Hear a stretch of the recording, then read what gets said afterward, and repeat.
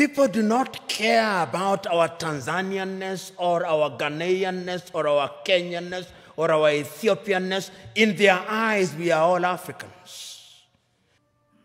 Nobody cares about us. And brothers and sisters, if you want to know how weak we are, and we are weak, look at how we are treated.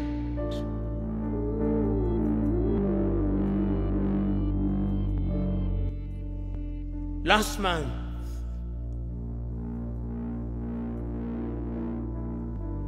the world met in New York. The General Assembly. When African heads of states and government are speaking, the hall is empty. Nobody bothers because they are saying nothing. Even if they are saying something, it is something that can be ignored.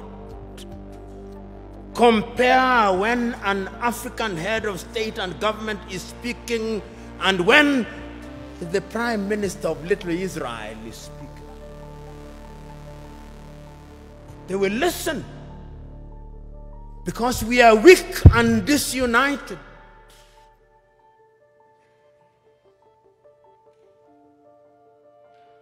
So we have a weak continent because the spirit of Pan-Africanism disappeared.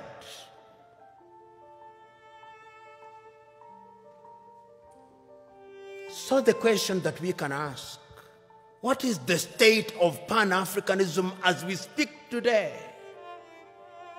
The African Union, which is weak, says the right things and does the wrong things 9 out of 10 times.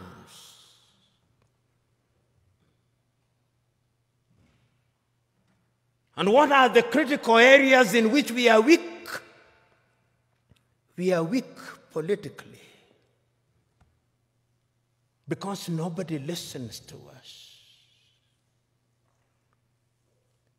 We are not trading with one another.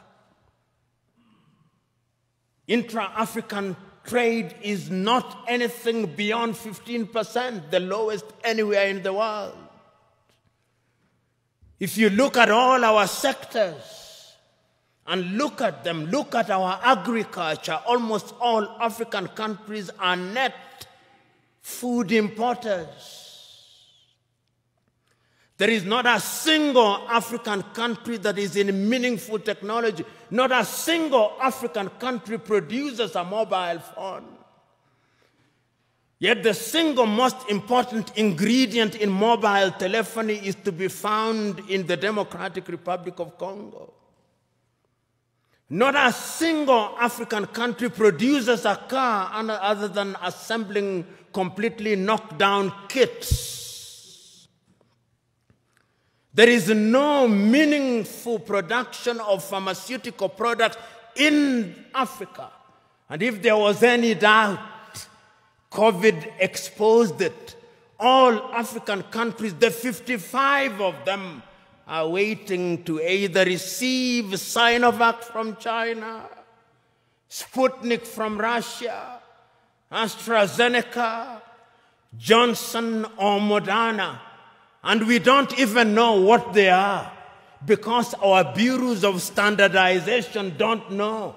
If you ask the Ethiopian Bureau of Standards what they are asking us to be injected with, they do not know. They just believe it is a vaccine because the Americans have said so or because the Chinese have said so. Africa is weak.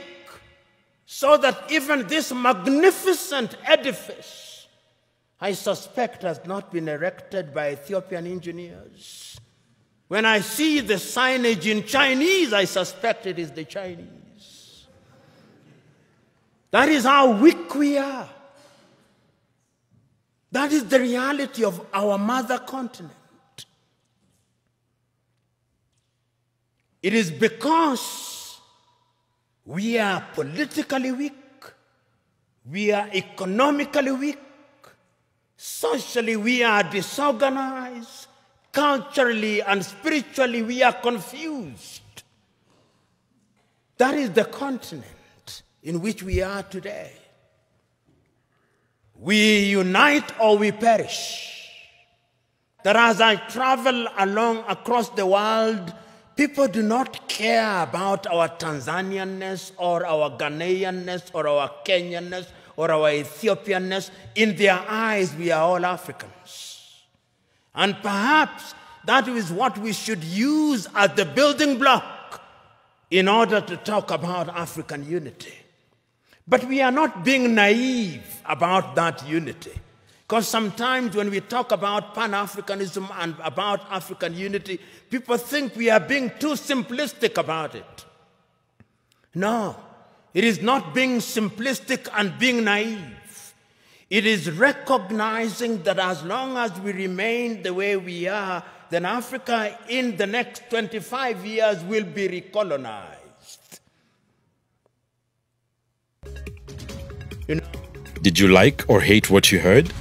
Let us know in the comments below, and if you want more candid speeches like this, be sure to like, subscribe, and hit the notification bell to catch all our latest videos.